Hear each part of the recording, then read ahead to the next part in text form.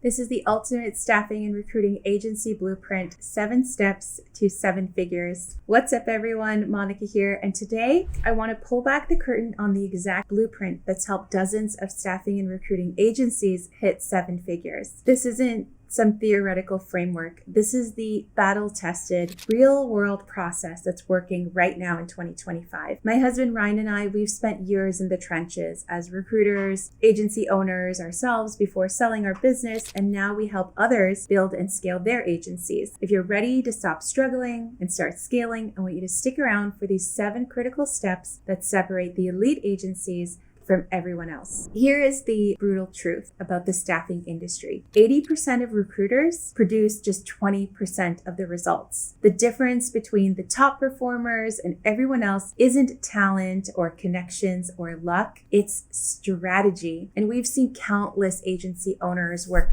70-hour weeks, but they barely break 7 figures, while others can bill $35,000 in a single placement working reasonable hours. What's wild is that recruiting might be the ultimate business opportunity. You're literally turning nothing into cash. There's no product needed. You don't need inventory. You just need your brain, your phone, your computer, and the right approach. But you definitely need a system, and that's exactly what I want to share with you all today. Step 1 is going to be about mindset and your performance. And before we can talk tactics, we need to address the foundation, your mindset. Elite agency owners, they share these key traits. First, they genuinely want to win. And I know this may sound really obvious, but if you're just in this to help people find jobs, you're going to struggle. And the best agency owners, they're very competitive. They are playing to dominate. And secondly, they are not afraid to lose. It actually removes all of the desperation from your approach. And people can sniff out desperation from a mile away. So when you show candidates and you show clients that you're not desperate, they instantly want to work with you more. And third, I would say that they bet on themselves. And the mere fact that you're sitting there watching this video, it puts you ahead of 90% of people who aren't willing to invest on improving. And fourth, I would say you have to have fun in the process. And this goes as just a general rule for life. Recruiting is literally alchemy to me. You're turning conversations into cash when you can appreciate how incredible this opportunity is and you can have fun doing it. Success is going to come way more easily to you. And finally, we're going to talk about strategy. There is a plan, and there is a plan for the next 30 days, the next 60 days, and the next 90 days. And they execute relentlessly and they iterate constantly. And what separates the successful agency owners, the elite, from everyone else is that they find powerful motivation. So this is something that's going to be deeply personal to each of you, whether it's supporting your family, whatever it is that's going to drive you to push harder than anyone else, you need to find that thing. Step 2 is going to be all about your niche selection. The fastest way to stand out from the vast ocean of generic recruiters is specialization, but not just any specialization, it's the right specialization. I use what I call the 4 conjoined circles framework to identify a winning niche. You're going to take a look at these 4 circles. Circle 1 is going to be your interest. All right, I want you to choose something that you're genuinely curious about. You don't need to have a deep passion, but you should find the space interesting enough that you want to learn more, that you want to get to that level where you can become an expert. Circle 2 is going to be experience. Having background in the industry can accelerate your success. It's definitely not mandatory, but anything that you can draw on from an experience level, and you'd be surprised once you sort of write down all of the different things that you have experience in, you'll see that you actually have a lot of exposure and experience. Circle 3 is going to be about momentum and pain. This is a non-negotiable one. So you're going to look for industries that are experiencing growth, but also facing talent shortages. Where is the investment flowing? Okay, follow the money. What industries have more job postings than qualified candidates? That's going to be very key. And the other non-negotiable is going to be candidate strategy. I want you to think about whether or not in that space you can repeatedly attract candidates. If not, I want you to rethink your niche. And here's the key insight that most people miss. You want to choose a sub-industry. And then when you're picking an industry, you don't want to pick the entire industry. You want to narrow down to a sub-industry and even a sub-industry. The more narrow you go, it's going to allow you to dominate in that specific space rather than compete with everyone else. So for example, something like healthcare, that is way too broad. You want to focus on something even more specific. So if you want to focus on nursing, let's go another layer more specific. Travel nurses, let's go another layer even more specific. Travel nurses in the Northeast. For example, tech, way too broad. I want you to focus on cybersecurity. Okay, what kind of cybersecurity? Let's look at analysts. Analysts for who? Let's look at financial institutions, okay? Step 3 is about market positioning. Once you've chosen your niche, you need to position yourself as the go-to expert in that space. This starts with your brand and it starts with your web presence. Your agency name should be short, catchy, and scalable, meaning it doesn't limit you to a specific geography or a specific service. I want you to think aspirationally, as if you're building the next Corn Ferry,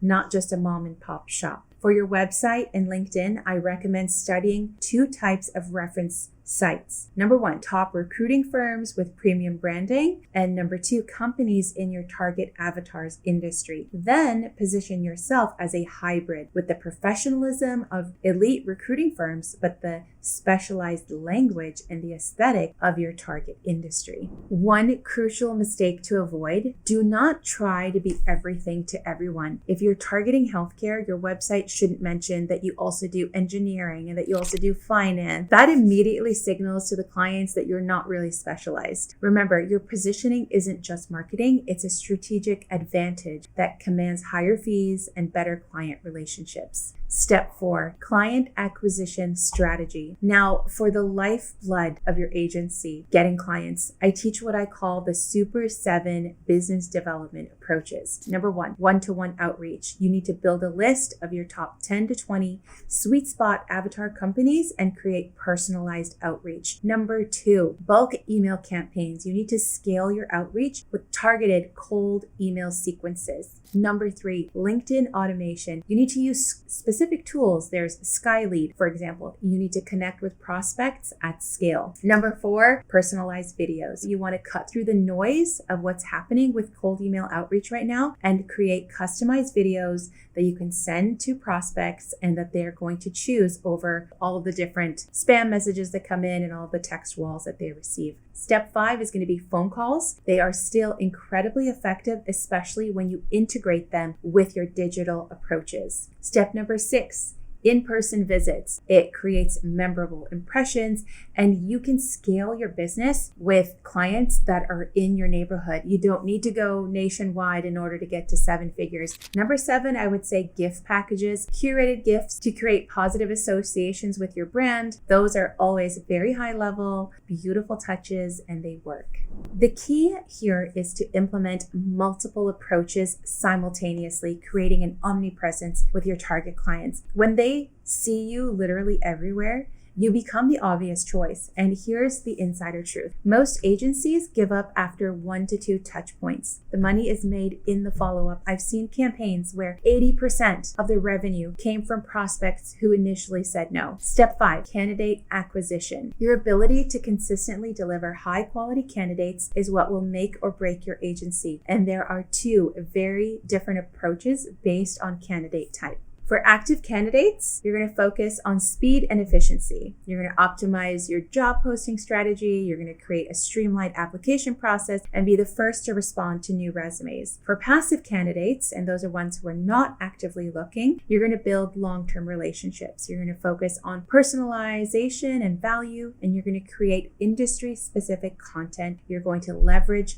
referral networks. The elite agencies understand this crucial distinction. Active candidates need processing. Passive candidates need marketing. Most agencies treat these 2 groups the same and wonder why they struggle to attract the top talent. So I want you to remember, the best candidates rarely apply to jobs. You need to proactively build your talent pipeline through consistent outreach and relationship building. Step 6, operation and delivery. Once you have clients and candidates, you need a system to manage the process efficiently. And this is going to include a CRM or ATS. You're going to use platforms. We have a platform called Vault that grows with your business. You're also going to create a standardized process for interviewing, preparing, and debriefing candidates. And you're also going to establish clear expectations and regular updates. Step number 4, you're going to offer management. You're going to learn to navigate compensation discussions and closing strategies. The most underrated skill in recruiting is candidate management. The difference between average and elite recruiters isn't finding candidates, it's closing them.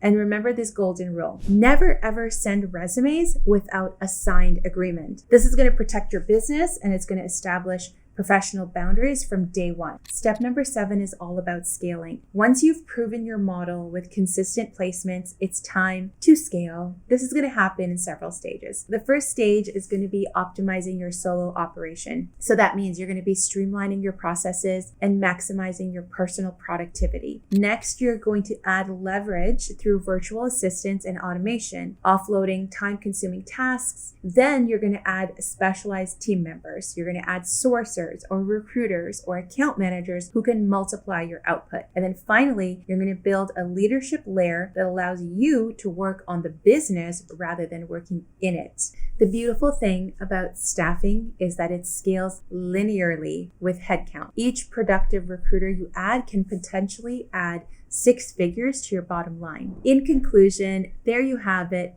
the 7 critical steps to building a 7-figure staffing and recruiting agency. This business is not easy, but it's absolutely worth it, because where else can you generate 5-figure fees with nothing but your phone, your brain, and the right strategy? If you're serious about taking your agency to the next level, we've created free resources for you. You can click the link below to get our elite agency roadmap with specific action steps for each of the 7 areas we covered today. Let us know in the comments which step you're currently working on and what specific questions you have. And if you found this valuable, I want you to give us a little bit of love with the like button, subscribe for more proven agency growth strategies. And until next time, go out there, go dominate, and have fun.